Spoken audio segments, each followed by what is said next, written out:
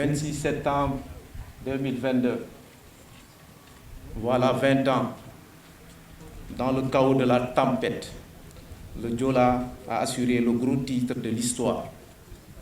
Il gîte sous bâbord et s'enfonce sous les vagues avec des Camerounais, des Gambiens, des Mauritaniens, des Maliens, des Guinéens de Conakry, de Bissau, des Belges, des Hollandais, des Français, des Libanais, des Norvégiens et bien sûr des Sénégalais.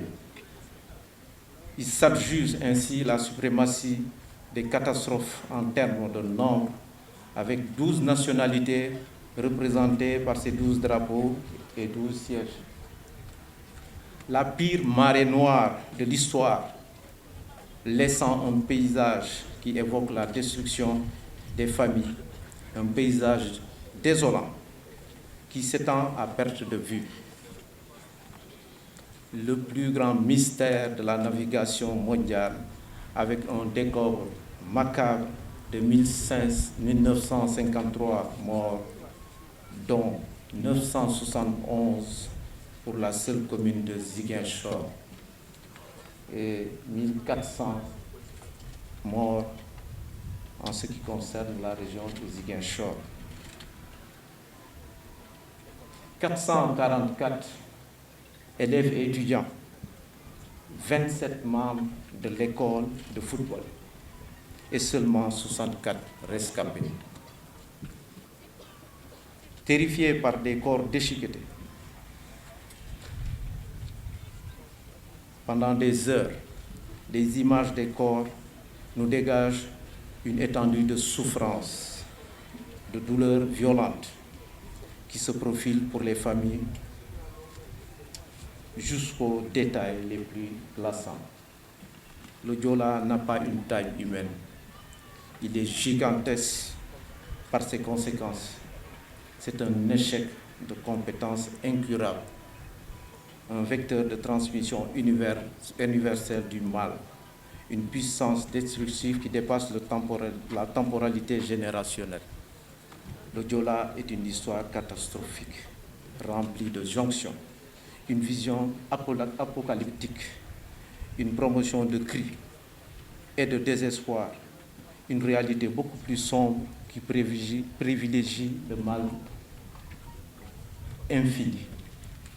Rien que d'en parler, on ressent encore 20 ans après cette première catastrophe, nous échappe, le sourire nous échappe. Nous accrocher à cette douleur nous rappelle qu'il y a un autre monde. Notre illustre pasteur feu, Monseigneur Jacques Sarr, nous demande encore, en ce 20e anniversaire inscrit sous le sceau du renflouement de l'épave du Joola, de méditer cette solitude abyssale de ceux que nous avons tant aimés, la souffrance de leur corps et de leur âme massacrée par la houle. Nous citons: on ne peut pas laisser à la mer tant d'êtres qui nous sont chers et faire comme si de rien n'était. Fin de citation. Par le renflouement du Joola, nous voulons simplement répondre à cet appel, mais avec main tendue de nos victimes, pour les épargner de ces vagues agressives qui les massacrent au quotidien, le rendre à la terre et faire le deuil. Ainsi, repêcher quelques reliques du Joola comme la cloche, la barre, l'hélice, etc., pour habiller le mémorial en cours de construction et permettre d'assurer sa fonction première. Il s'agit de maintenir vivant la mémoire des défunts, continuer à manifester notre attention aux familles, aux parents et amis des naufragés. Enfin, appeler à la vigilance quant à ce qui concerne le sens de la responsabilité et le sérieux dans la gestion de ce qui nous est confié. La tragédie du Joola, inspirée de la mort, est utile à enseigner. Elle accélère la mise en place des normes de comportement pour convaincre, corriger, instruire dans la justice afin que les citoyens sénégalais et du monde soient formés et équipés pour toute bonne œuvre.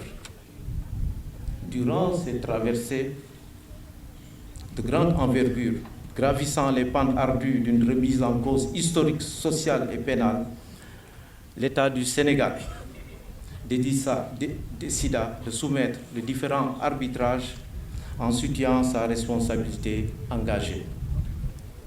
Celui-ci affirme le devoir permanent de vérité, de justice, de renflouement de l'épave, de prise en charge des orphelins et de protéger les familles de victimes et rescapés se trouvant sous sa responsabilité dans ce paysage très ouvert où le quotidien suit son cours.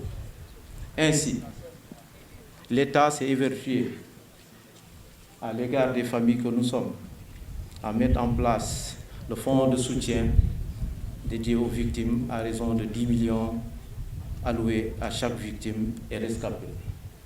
La réfection des gares maritimes de Ziguinchor ici et de Dakar, conforme aux normes internationales. La venue de 3 navires Algen et Djangon et bien entendu Aline Sitoé Diatta.